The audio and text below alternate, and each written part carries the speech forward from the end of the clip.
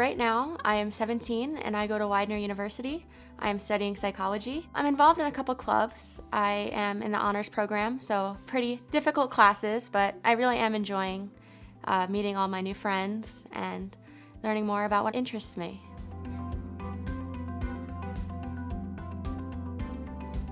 So September 14th, 2020, while at marching band, I suffered a sudden cardiac arrest while I was warming up on the track. And I was very fortunate that there were people around who called 911, gave CPR, used an AED, everything that you're supposed to do.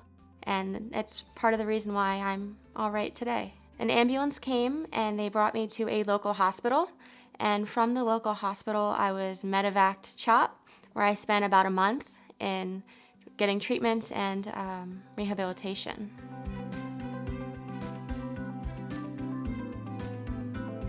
I've learned how important it is for people to step in and do the CPR, use the AED, and I've also learned how it can happen to anybody.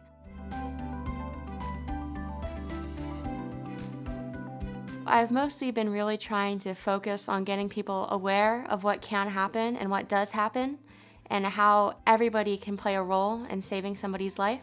Trying to make sure people get certified in CPR, make sure people aren't afraid to use an AED.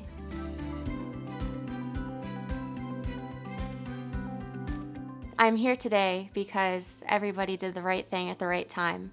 And sadly, that's not always the case, but it should be. So my goal is to make sure that if this happened again, that the same outcome would happen.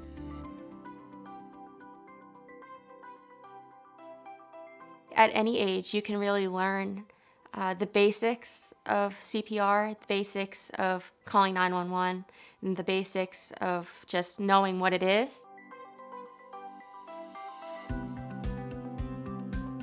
I'm the same person I was before, and if anything, it's made me a better version of myself.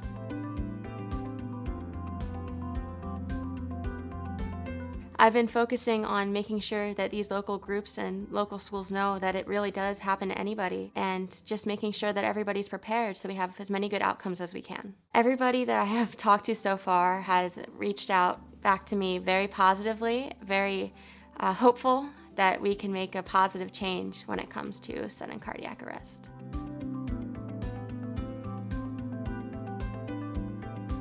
Honestly, if somebody had asked me to grab an AED, I don't think I would have been able to find one or know where to go, which is really sad after this happened to me. But now I do know that they've been working to maybe make sure that there's more in the schools and making sure that people do know where they are just in case another emergency happens.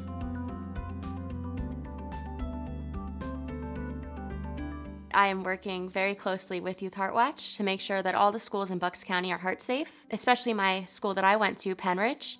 It's important that people are trained and they learn what can happen and what they need to do. There are so many people that go in and out of schools every day, kids, adults, family members, and it could happen to any of them. And it's important to be prepared for anybody it could happen to.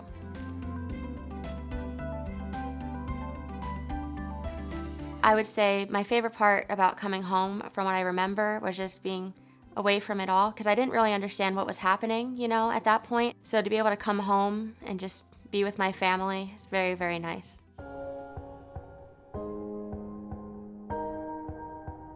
So we're Mark and Lisa Huffman. Most importantly, we're parents to Maddie and Sam. Professionally, we're both school administrators.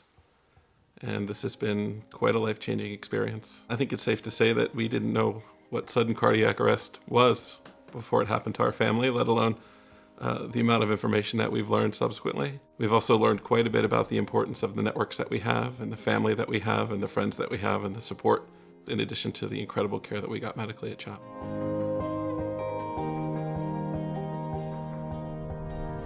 We received a phone call one evening after Madeline had gone to marching band practice and let us know that there had been an accident, was what we were told. We arrived at the local hospital right around the same time that the ambulance had brought her there. And we really didn't know a lot. We didn't know what had happened. We were able to see her, but she was not in great condition at that time. And we were very fortunate that the hospital had a relationship with Children's Hospital of Philadelphia and was able to send a team in a medical helicopter to get her the care she needed down there at CHOP.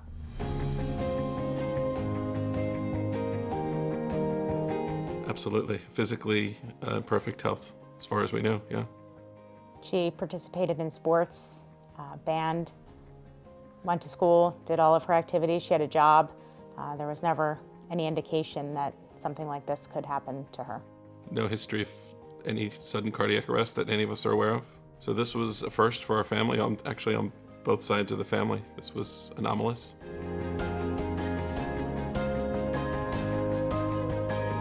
We've come to understand that sudden cardiac arrest through Maddie's research and Maddie's advocacy affects hundreds of thousands of people in the country every year. It can happen to anyone for any number of reasons. There are strategies and interventions that people can put into place and that they can have at the ready that really increase the likelihood that you survive and that you have a great outcome. And that's the experience that we had as a family. A lot of things had to go right the day that Maddie experienced her sudden cardiac arrest, from the individuals calling 911 to the individuals providing chest compressions and CPR, to an ambulance coming, to an athletic trainer coming actually before the ambulance arrived and recognizing that she wasn't in fact seizing, but in fact that she was unresponsive, and to put the portable AED that the school had on site at the stadium on her.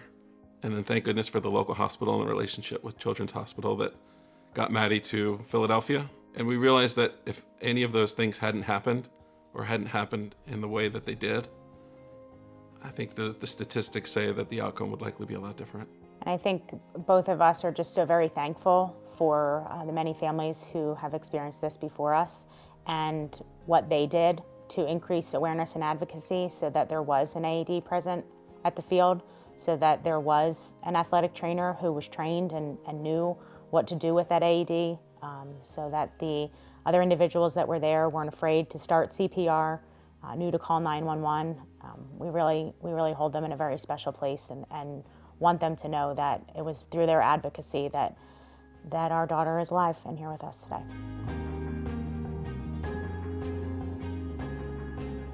We've always been proud of her. Madeline has always been a child who wanted to help others. She started a charity at a young age and provided pillowcases to children in the hospital. And so this is really just one more way that she's helping the world and raising money for AEDs through Youth Heart Watch and other organizations, and really her work with community groups and just wanting to share her story so that hopefully others who experience cardiac arrest have the same outcome that she did.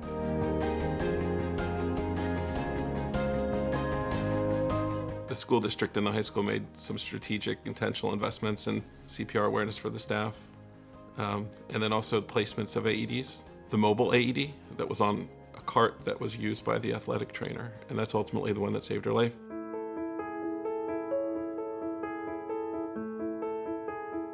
Just having an AED isn't enough. People need to know where it is, and most importantly, people need to feel comfortable to use it.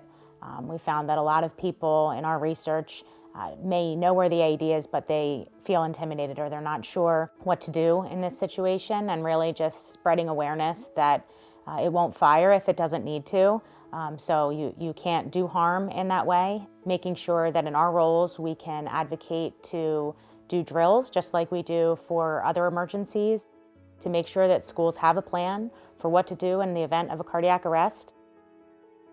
There is a chance that it could happen in your school to a student, to a teacher, parent, community member. And just knowing exactly what to do is very important to us. And we're trying to help however we can.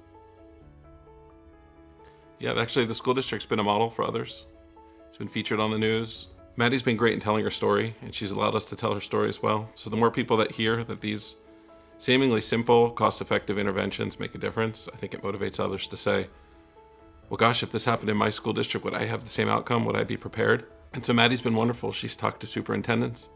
She's talked to local community groups.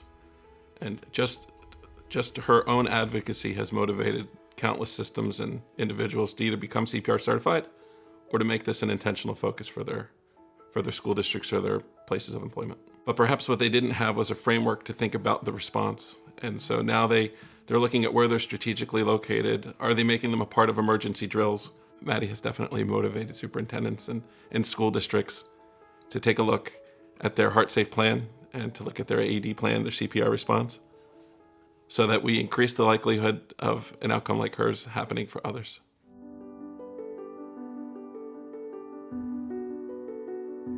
Each school does have its own emergency response team, critical response team.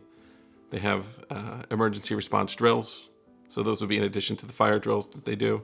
I think folks need to have a general understanding of what a good response looks like. They need to be empowered to actually do it, and then they need to practice. It's one thing to say, I'm CPR certified. It's another to actually have the emergency response drill. I think it's that practice that creates some confidence to actually do what is needed. Those real life examples are powerful, particularly when they're in your district or in the district next door. And I think that working with the Heart Safe model has really been helpful because it gives a framework for schools so that they understand what they can do. So our hope is absolutely that all of the schools in Pennsylvania, but certainly starting in Bucks County, will become Heart Safe schools.